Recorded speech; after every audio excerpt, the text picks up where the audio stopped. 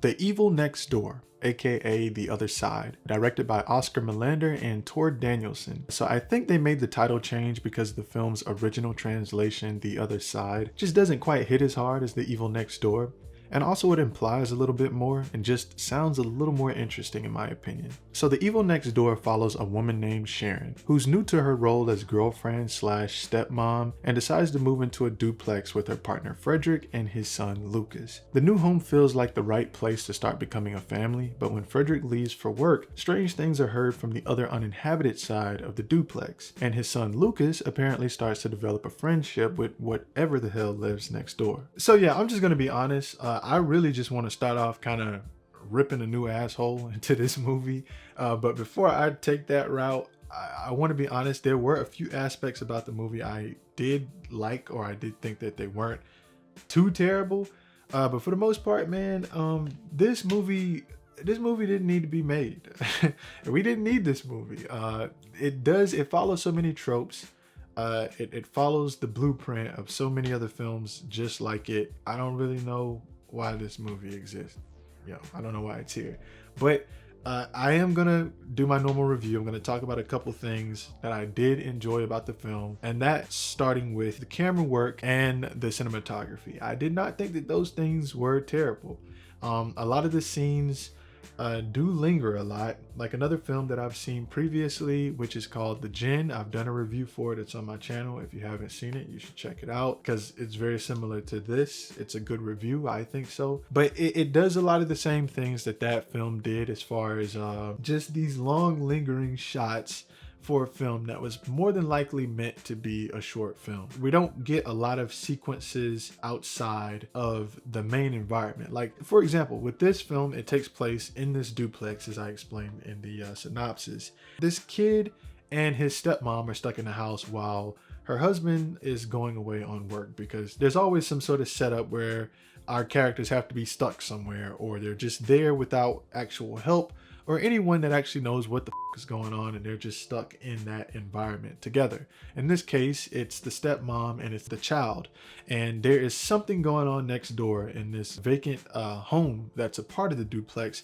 that they just can't quite wrap their heads around. And the kid is the first person to experience this, because kids are always the first people to experience it.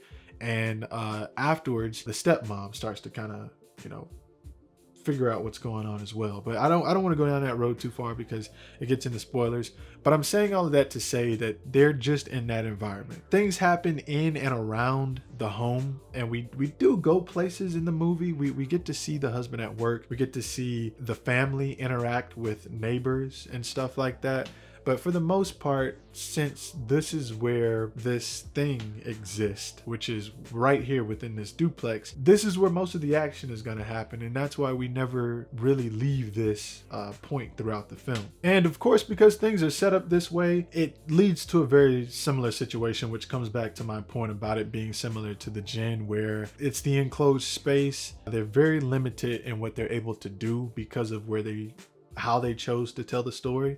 Also, this is a Swedish film with English subtitles, so it was also somewhat difficult for me to gauge the performances, as well as far as another kind of thing that just didn't quite get right. Like I said, I liked the camera work, the cinematography.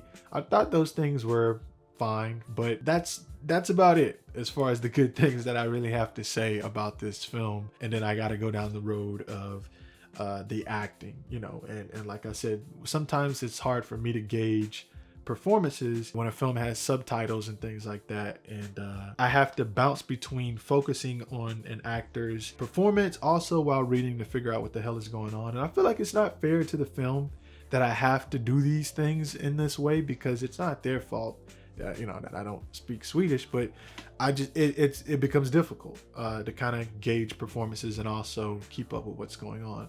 So I don't know, maybe I'm a slow reader or whatever. But that was a qualm for me, because I even without that, I feel like if I was able to just get whatever they were saying directly, vocally, just directly getting it from the source, I still think that their performances would have still been affected, because they just, some of the time they weren't exactly convincing. And another thing as well, this film does one of those things that I also really hate when I see it in movies a lot of the time, and they try to justify it with the kids, well, the characters experiencing it being children. And that's when kids or just younger characters in films start to interact with ghosts or apparitions or some sort of creature, whatever it is, and they start to become somewhat autistic when it comes to explaining those things to the parents or someone else. And whether or not if they believe them, that's another story, because of course that's always the take. They're kids, it's just their imagination running away, and that's the reason why we don't believe what they have to say. But I really hate when the kids are up like all night and they're waking up the parents because they're talking so loud to these ghosts in the walls or whatever the hell it is.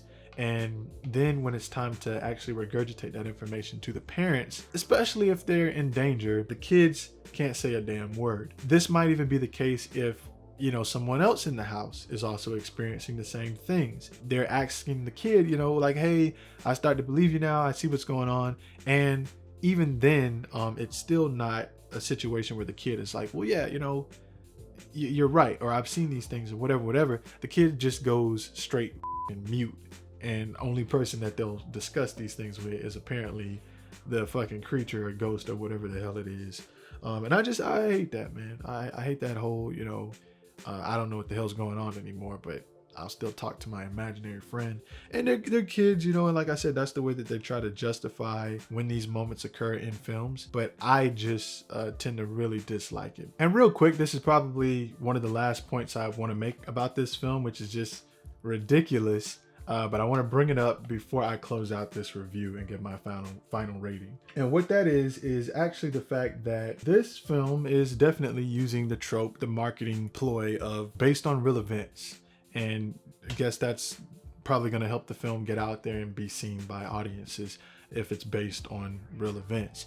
But it's really not, because after doing a little bit of research, I can't really confirm that, but this is why I'm saying this, is because when I read up on some information regarding this film and where they sort of got the idea from, and they got it from a family that the directors contacted, and apparently they wanted to stay anonymous, and they pointed out the fact that this situation sort of occurred with them, where they lived in a duplex, and they said something evil was trying to take their child from them. Now, what makes this shit so crazy is the fact that they don't really have much more information than this. They don't really have any recordings or photos or proof or anything like that. All they really have is just this story that they had to that they were interested in making into a film, and they wrapped up a beginning, middle, and end around this story that could possibly be completely fake,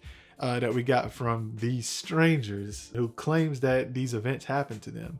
And you're like, oh, I'm gonna take that, make it a film, and then say that it's based on real events because we just got this random story from these random people. I thought that shit was crazy as hell. And it shows when you watch the film, because they had to put all these pieces, all these weird pieces together to create something that just still clearly does not work. Like I said, it shows, because this story could be completely false. It could be completely fake. And the lack of information there that had to be plugged in to create some sort of full story, it doesn't work. It just a bad idea, man. So I'm giving The Evil Next Door a 4 out of 10. If you've seen my review of The Djinn, as I've mentioned in this review earlier, it reminds me a lot of that film in a lot of aspects. It's another film that would have been probably much more suitable as a short film, rather than a feature-length film. So just to leave you guys with this as closing thoughts, I would not recommend seeing this film at all. But if for some reason you are still interested in checking this film out, it will be available June 25th in select theaters and on demand. But there you have it. If you enjoyed the content, you know what to do. Thank you for watching.